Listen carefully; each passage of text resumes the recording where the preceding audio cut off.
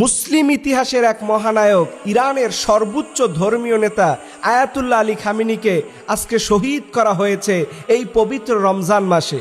আমরা ওনার জন্য মন ভরে আল্লাহর কাছে দোয়া করি, সবাই বলি ইন্না লিল্লাহি ওয়া ইন্না ইলাইহি রাজিউন। এখন প্রশ্ন হলো দুইটা, কেন তারা এই রমজানে ইরানের উপরে আক্রমণ চালালো এবং সেখানে তাদের সর্বোচ্চ নেতাকে শহীদ করা হলো? এর এক নাম্বার কারণ হচ্ছে, আপনারা জানেন গত কয়েক মাস আগে পৃথিবীর ইতিহাসের সবচেয়ে নিকৃষ্ট ফাইল এপস্টিন ফাইলের কুকীর্তি, এই কেলেঙ্কারি গোটা বিশ্বের মানুষের সামনে এই জালিমদের চরিত্র ফুটে উঠেছে। সেই বিষয়কে তারা ধামাচাপা দেওয়ার জন্যই, সেটাকে লক্ষ্য করে তারা ইরানের সর্বোচ্চ নেতাকে দুনিয়া থেকে বিদায় করে দিয়েছে। তারা মনে করেছে আর মনে হয় আয়াতুল্লাহ আলী খামেনি আসবে না। মনে রাখবেন, আয়াতুল্লাহ আল খামেনি কিন্তু একজন ছিলেন না, এর আগেও ছিলেন, শহীদ হয়েছেন।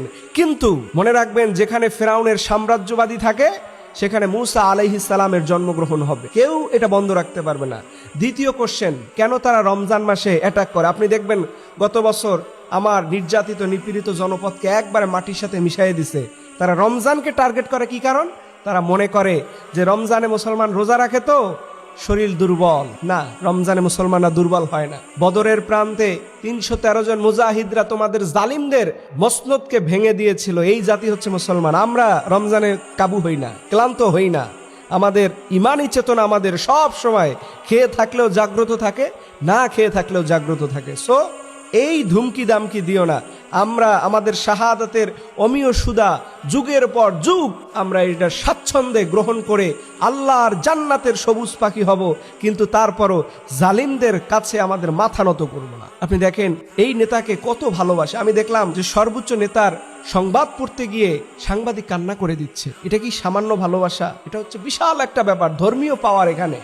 আজকে আমি বাংলাদেশে বসে কেন ইরানের পক্ষে কথা বলবো? কারণ এটা আমার কলিজায় লেগেছে। আমরা আল্লাহর কাছে রমজানের এই সাহারি, ইফতারি, তাহাজ্জুদের সময় এই জালিমদের জন্য বরদোয়া করবো, আল্লাহ যেন ওদেরকে দুনিয়ার এই জমিন থেকে ওদের গোড়াকে উপড়ে ফেলে। আল্লাহ পাক যেন আমাদের সবার মোনাজাত কবুল করে। সবাই বলুন আমিন।